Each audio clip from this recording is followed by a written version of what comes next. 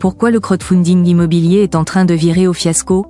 Le crowdfunding immobilier, longtemps vu comme un levier prometteur pour financer des projets et offrir des rendements attractifs, est en pleine crise en 2024. L'enthousiasme des premières années s'estompe, laissant place à performance en baisse. Plusieurs facteurs expliquent cette situation: une conjoncture économique difficile, une multiplication des retards de remboursement et une perte de confiance des investisseurs, compromettant ainsi la viabilité de ce modèle. Un secteur en chute libre.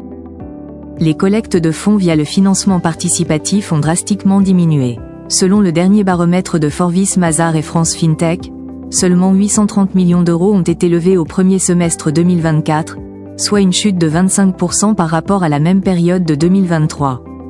Le secteur immobilier, qui dominait avec 68,2% des collectes en 2022, a vu cette part baisser à 55,6% en 2023, avant de continuer son déclin cette année avec 459 millions d'euros investis.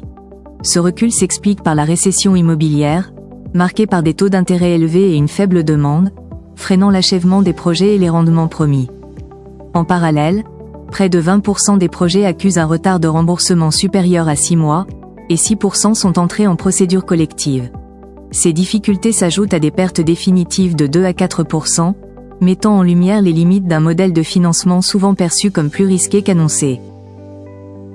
Les plateformes de crowdfunding en difficulté.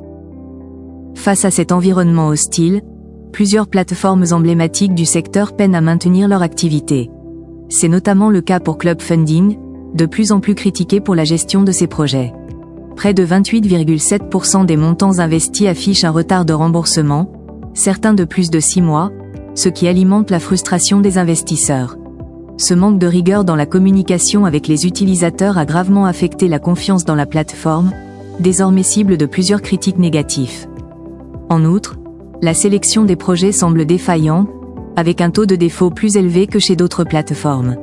Bien que la plateforme promette des rendements de 10%, ces promesses s'effondrent lorsque les remboursements tardent ou que des projets échouent. Pour se protéger des risques et mieux naviguer dans cet environnement incertain, les investisseurs doivent être conscients de l'importance de se faire accompagner par un professionnel.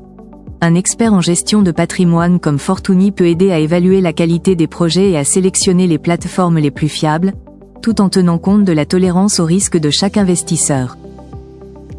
Quel avenir pour le crowdfunding?